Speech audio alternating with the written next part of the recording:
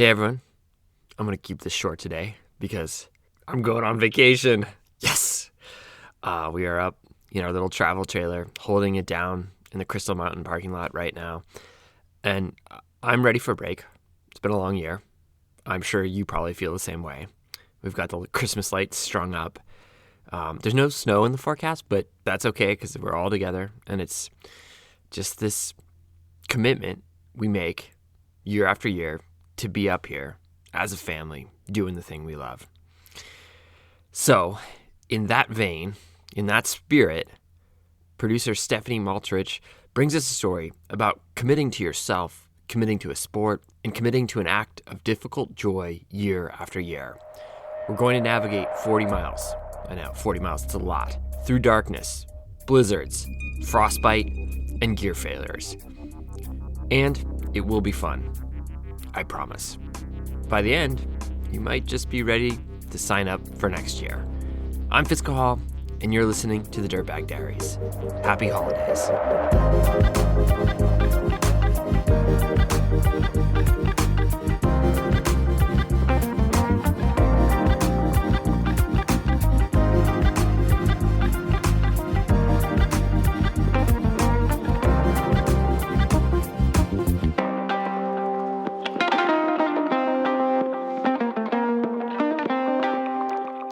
Over a decade ago, I committed to a lifelong dream of moving to a ski town. And when I arrived in December, I immediately started hearing buzz about a ski race. Not just any ski race. The Traverse, as locals refer to it, is a 40-mile ski race that begins at midnight and takes skiers from Crested Butte to Aspen. I listened in on conversations with curiosity, whether they were with coworkers or between friends in line at the post office. It often seemed like everyone was chatting about training plans, gear, partners, and what on earth the weather might do during this year's Traverse. At first, I didn't know if it was something I could do. I was never an uber endurance athlete. I had just started backcountry skiing. But over the course of that winter, whenever I shyly expressed interest, almost everyone would say, "You can do it." So the next winter, I did. To say I obsessed over the race is an understatement. I asked locals to go on coffee dates or come over to my house where I'd bake them pizza to ask all of my questions. The wealth of experience in the valley brought years of wisdom, calming my anxious mind. The race requires people to compete in pairs. Some of the advice I got in partner selection was, find someone you don't mind talking to for 12 hours straight. So I sought out my friend Kirsten, who I had done many long adventures with, thinking our history of climbing and traveling together would be a foundation good enough to stand or ski on. Then I created a training plan, which included many days a week of skinning laps of the ski resort. I took several day trips to scout the first 13 miles of the course. I mapped out other long link-ups that got me out on my skis for the majority of the day. And finally, I cobbled together the gear. I asked for advice on how to best store my water in freezing temperatures. What was the most ideal layering system? What skis? My boss at the time lent me his pair of cross-country skis with metal edges, and I bought a pair of boots and started breaking them in. The week of the race, I was a bundle of nerves. Each night I'd go to bed with knots in my stomach. I tossed and turned as I worried about whether or not I'd be able to ski through the night. The possibilities of frostbite, low visibility, or breaking my flimsy ski bindings kept me up at night.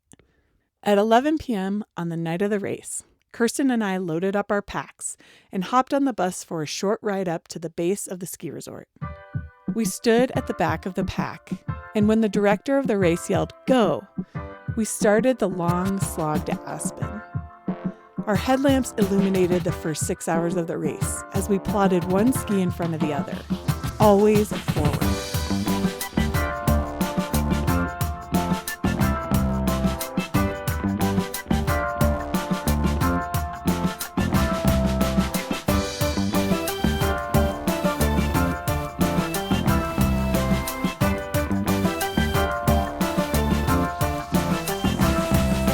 We arrived in Aspen 15 hours later. As we crossed under the inflatable arch, marking the finish line, we grabbed each other's hands, and then I crossed my skis and fell flat on my face. It was a magical experience, and it remains one of the hardest things I've ever done. I had to dig deep to keep going. I had to tow Kirsten when she bonked, and I barely ate any food. Ever since my first traverse, I've always toyed with doing it again, but I never have. Each winter, I'm infected by the buzz in town for those who signed up and are training and preparing like I did over a decade ago. But every year, I make excuses about lacking money for the new modern gear or the expensive hotel in Aspen. But really, I think I've been intimidated by knowing that I would have to dig that deep again. The race is hard, no matter how prepared you are. A lot of Crested Butte locals do the traverse more than once, handfuls of times, dozens of times, and one brave soul has done it 25 times. 25! That's every single race since the Grand Traverse started in 1998. And he's the only one to do so. When I was growing up, I had 3 older brothers, but my father was a national ski patroller at this little ski area called Dry Hill. And the most amazing thing is we had night skiing. So between the ages of 2 and 18, I was able to ski all the time. 7 days a week, basically. Pat O'Neill says his father brought a lot of history of skiing to their family, which rubbed off on him and his brothers.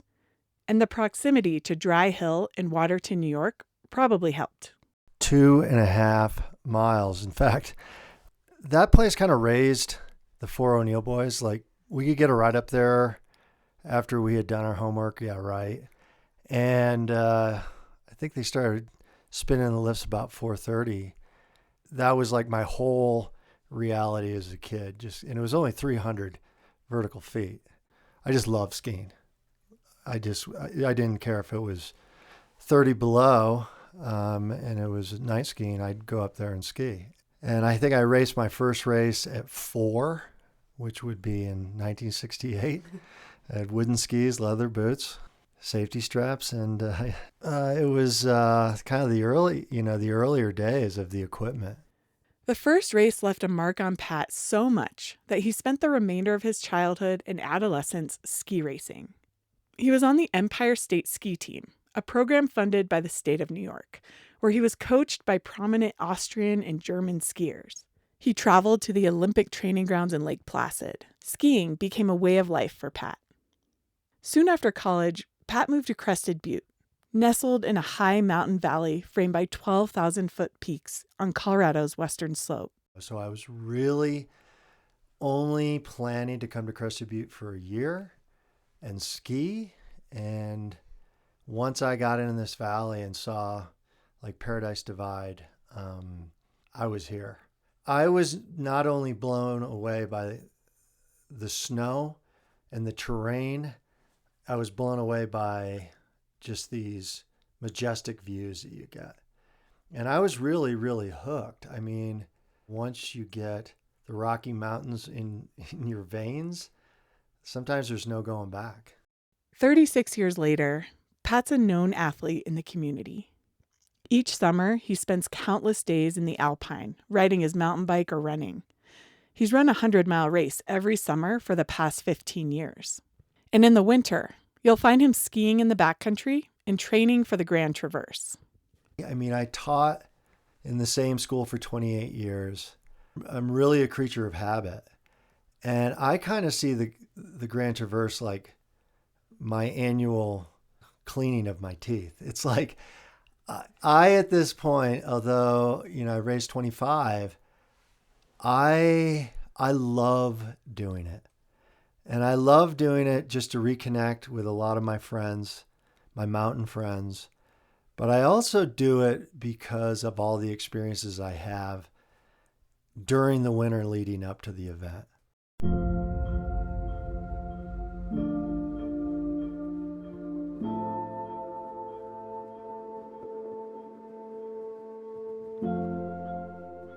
It was in September of 1997. And I was riding my mountain bike back from Aspen.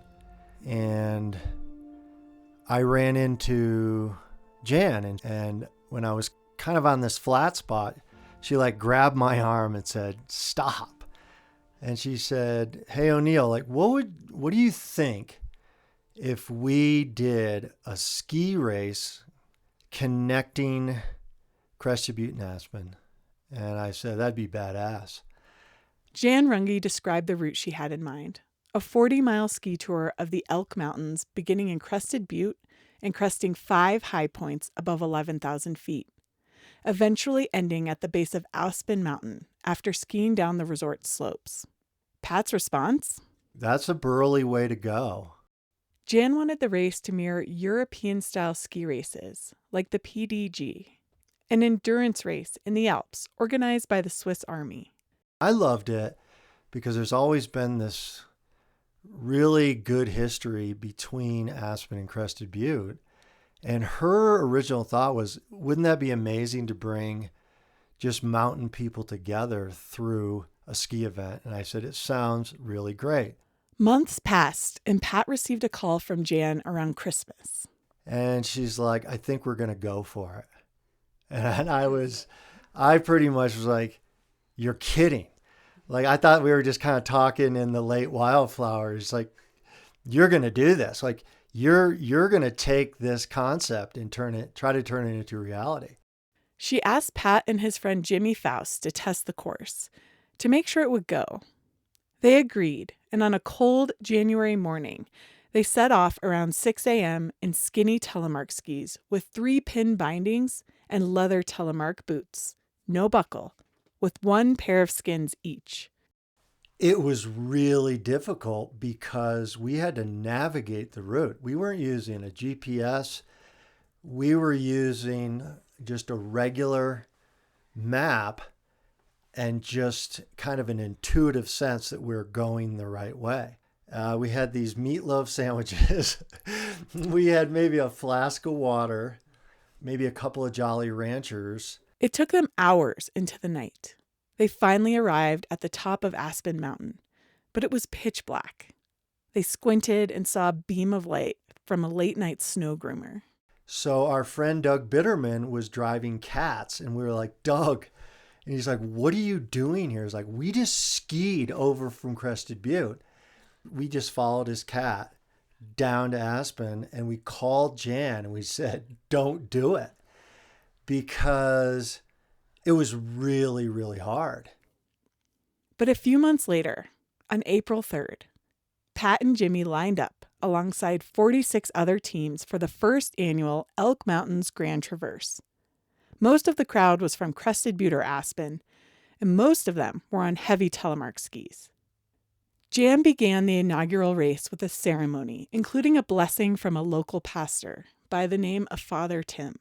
Legend has it that she stood before the crowd and said, "First of all, I think you are all crazy for doing this." Then she sounded the horn and the racers took off into the night, each stroke of the ski illuminated by their headlamps. And the amazing thing is we had no idea like how it was going to go. That was Grand Traverse number 1. It was the start of something.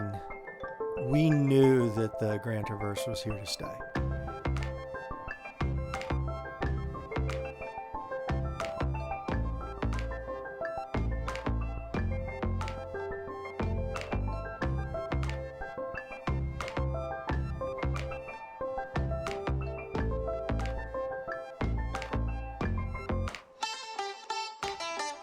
Let's dig into some of the nitty-gritty details of the race that make it legendary. On the Traverse, racers climb nearly 7,000 feet over 40 miles. The race starts at midnight and takes racers anywhere from 6 to 15 hours to complete. Today, over 200 teams line up at the starting line, and anyone can sign up. But racers have to make several time cutoffs, which are tough, and about 30% of the teams are turned around each year. If racers miss the cutoffs, they have to make their way back to Crested Butte on their own. As a former race director said, blisters are a big deterrent, mental meltdowns are common. The first big climb takes skiers a meandering 13 miles past a backcountry hut up to Star Pass.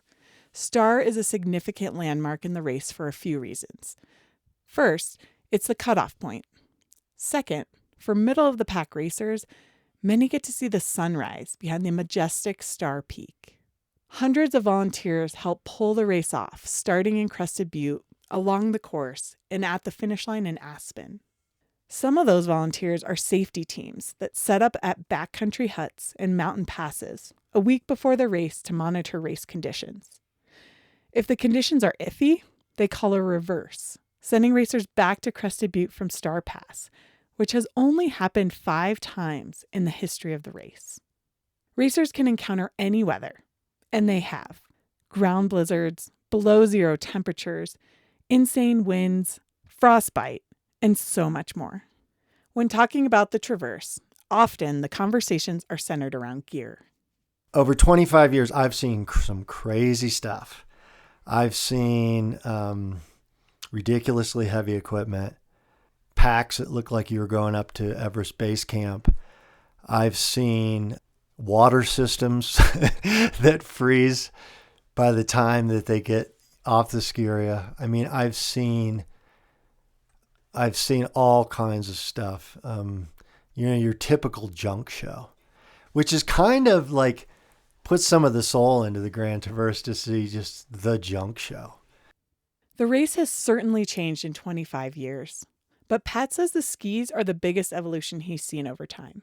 He remembers the first year almost everyone had big, fat, heavy telemark skis, except for the winners, a group from Aspen who wore the skinny, classic Nordic skis. So the next year, everyone showed up with Nordic skis and kept using those until 2006, when Skimo skis, a lightweight Scarpa boot, and a Dynafit binding started trending. People found that they enjoyed it more because when they got to the top of Star, they could lock into a binding, arc really, really good turns. The race is also very remote, and starting the very first year, Jan required racers to bring enough gear to prepare to spend the night out. And it's a ton of gear. Over 30 items are on the mandatory packing list. Among the items are an emergency bivvy shelter, hefty repair and first aid kits, layers and extra skins, beacon, shovel, and probe. And they have to have their gear checked off the day before the race. Because think about in the course, we can't just have like a snowmobile drive you a mile down. Like when you're out there, you might have to stay out there. So that's why we have to have all of the equipment in case we were to spend a night out. Pat remembers times when people have made last-minute gear adjustments to adapt to changing conditions. One dry year, the river, usually covered by snow to form bridges, cracked open, and people had to figure out how to get across.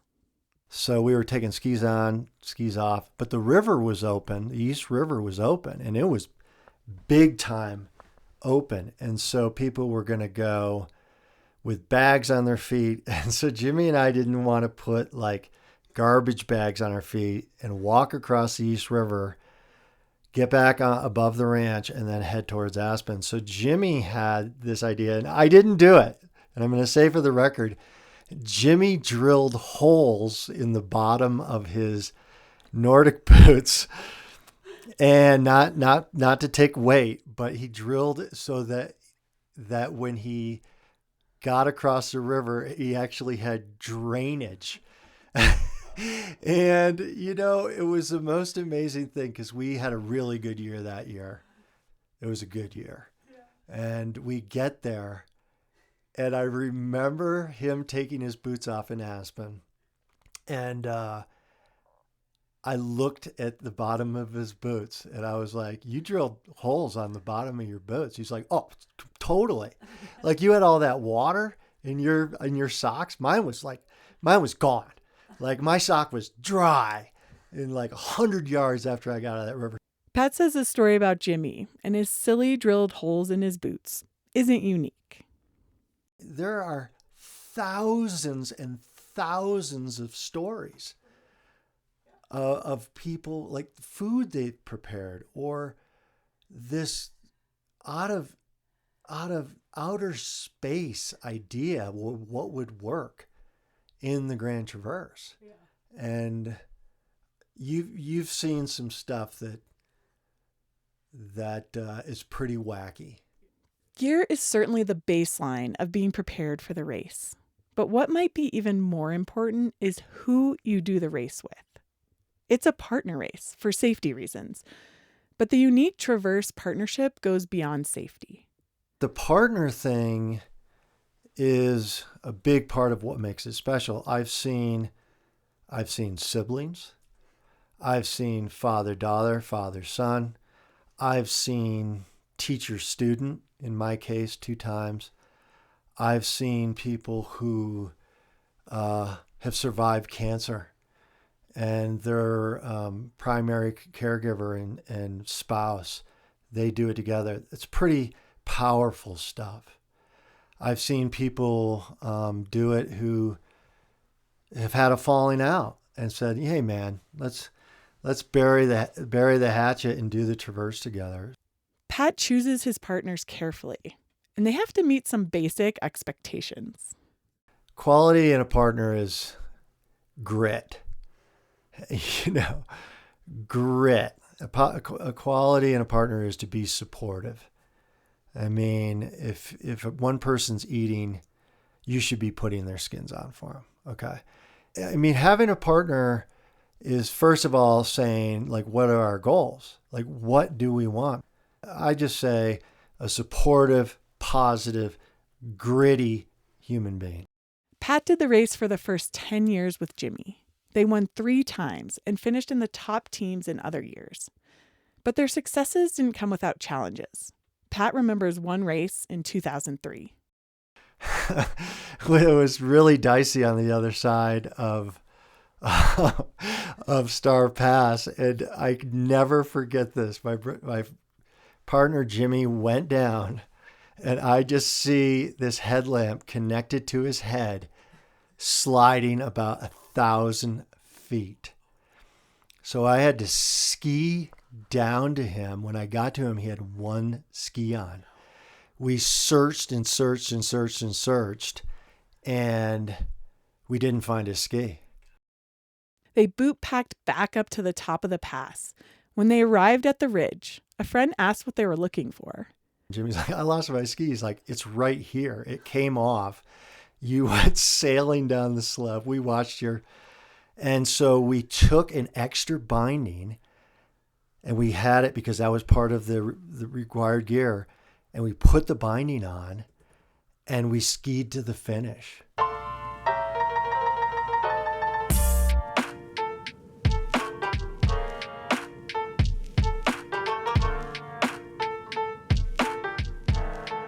After the break, we meet up with Pat as he's about to take off on his 25th Grand Traverse. Stay with us.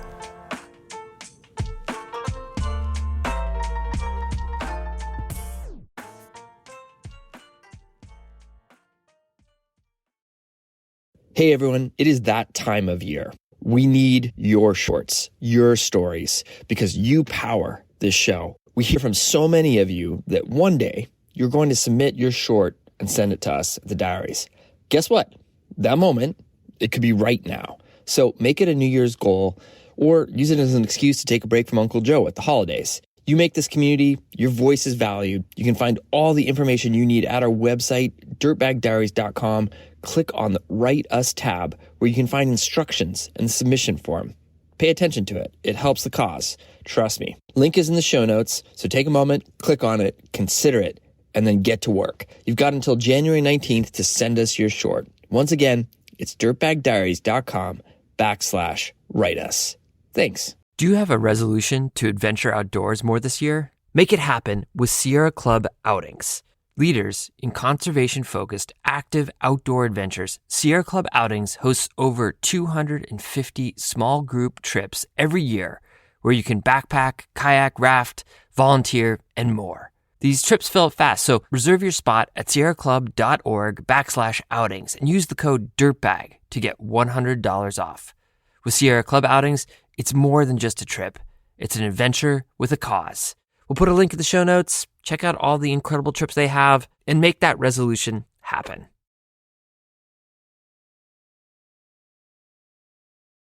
It's about 10 p.m. on March 30th, the eve of the 25th Grand Traverse. Racers meet in a warm ballroom at the base of Crested Butte ski area, awaiting the midnight start. Days before, when winds were gusting up to 70 miles per hour, no one thought they'd be skiing to Aspen. But on the dawn of race day, everything was calm.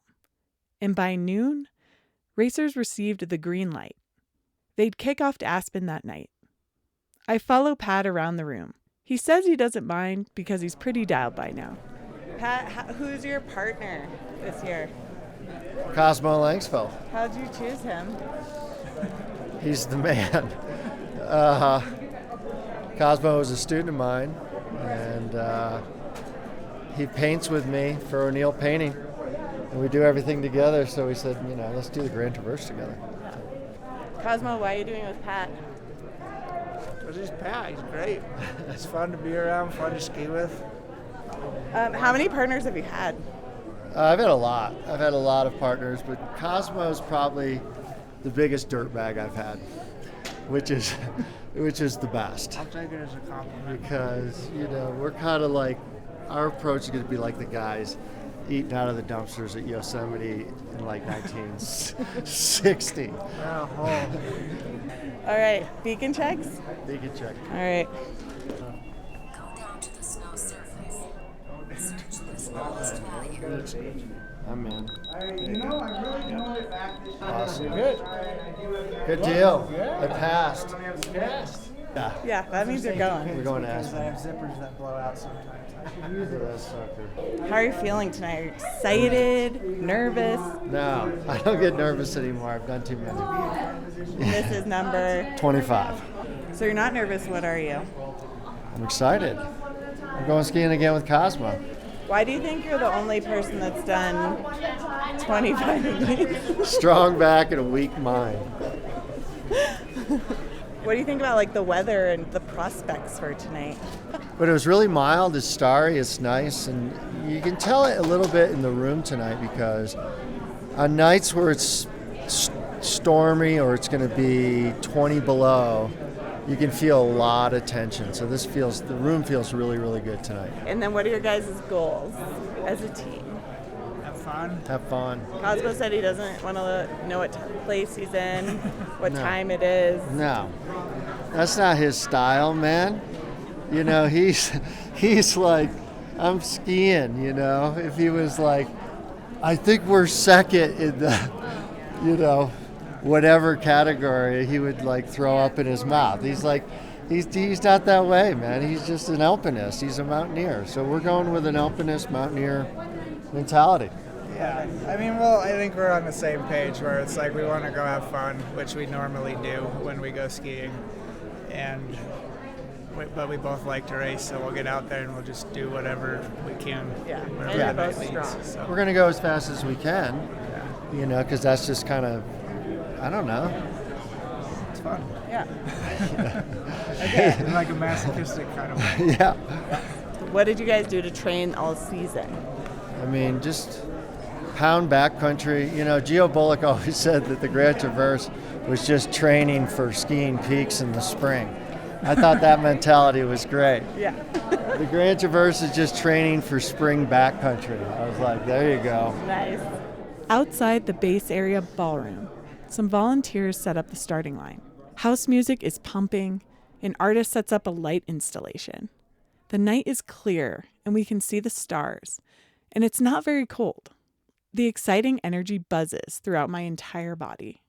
Since the first race, Father Tim has always given the blessing of the free healers. He stands at the start, dressed in a long robe and pointy priest hat.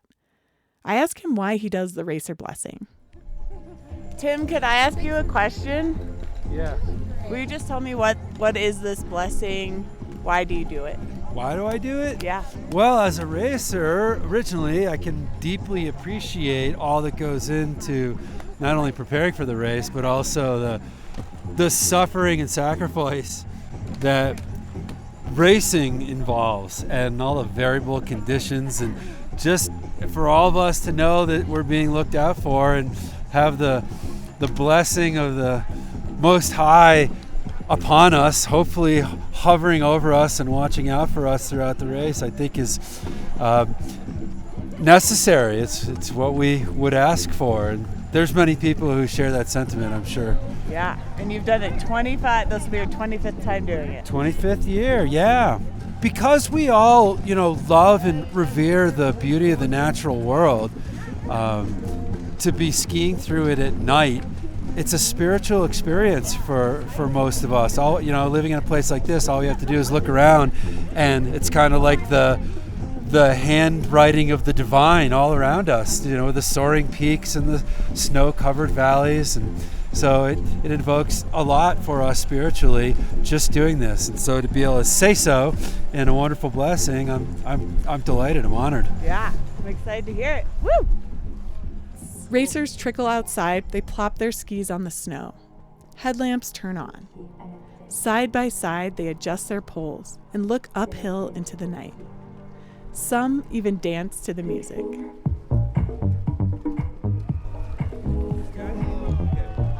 All right, folks. Let's gather your attention to Father Tim with the blessing of the free healer.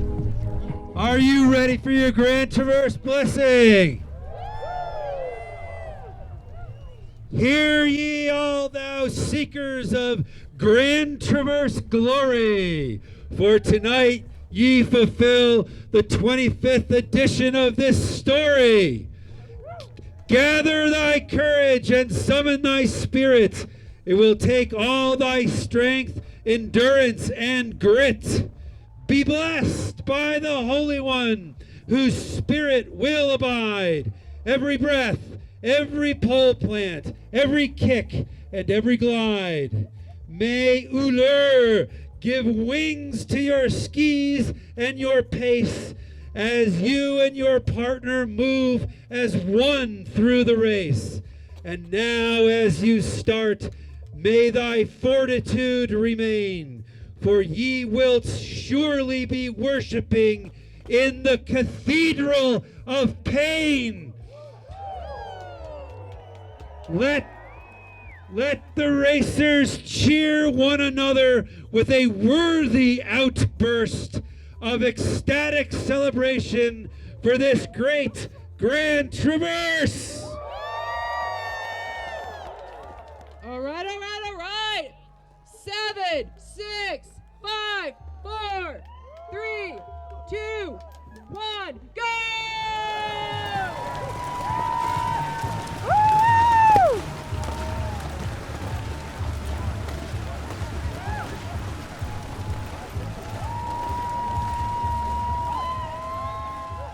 A lot of people don't realize is they're not used to being up from midnight until, let's just say, 10 o'clock. And so what they're dealing with sometimes is just, it's the middle of the night.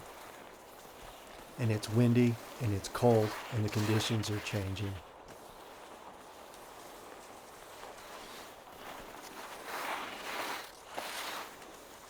When you get to Star, you're going to look down and you're going to see glow sticks and you're going to get to Geo's Fire. And so people who've never done the race are like, what's Geo's Fire?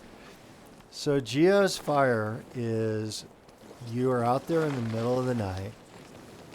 You basically were just completely brutalized by wind before you got to Star Pass, and then you ski this huge bowl, and then all of a sudden you pull up on this fire, and Geo makes gallons and gallons of coffee. And he's a New Englander. His skills are amazing. And I didn't drink any coffee because I was just worried a little bit about my stomach at that time.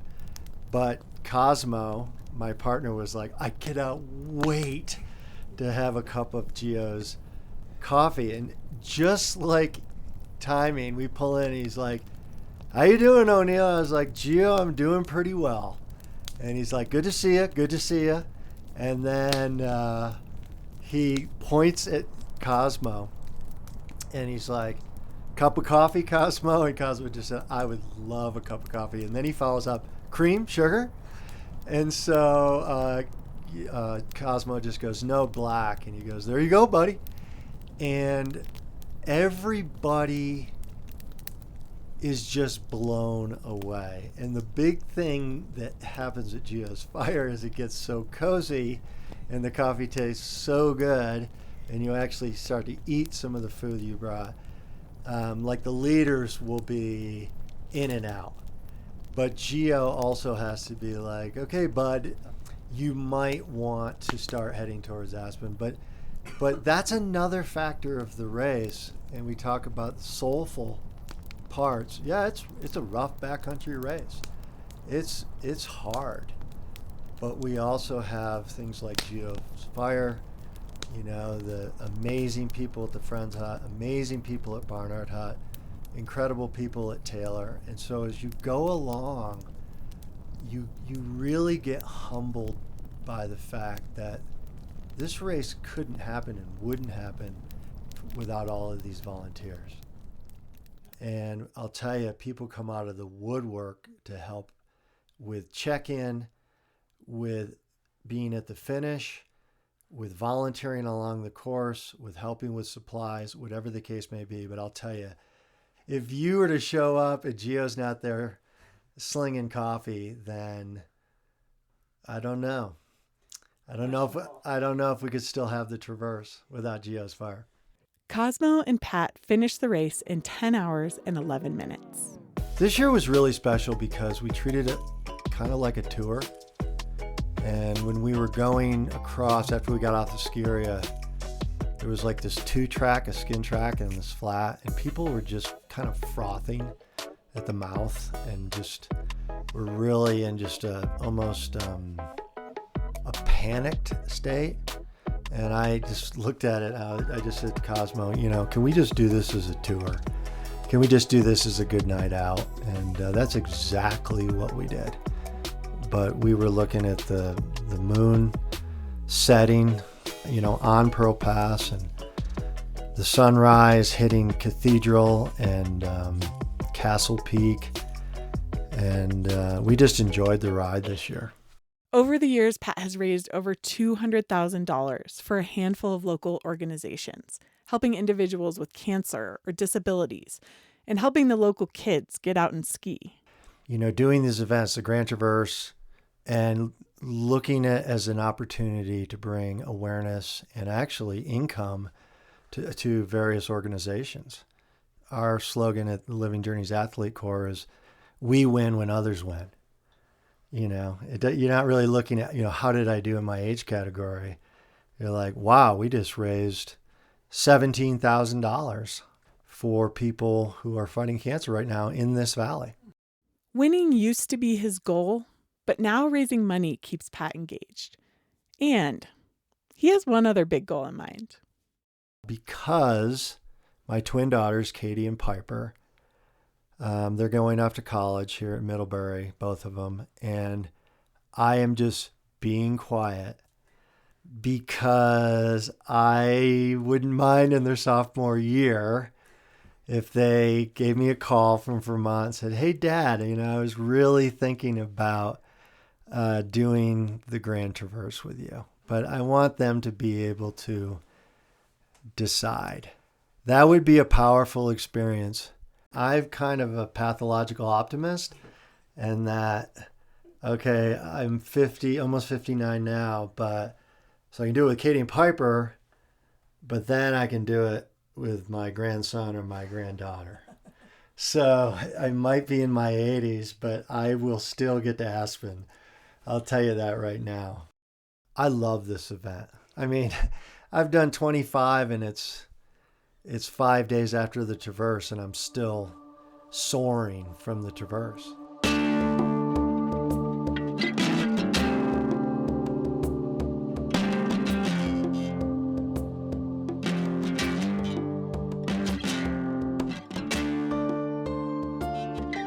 Thank you, Pat, for sharing your story.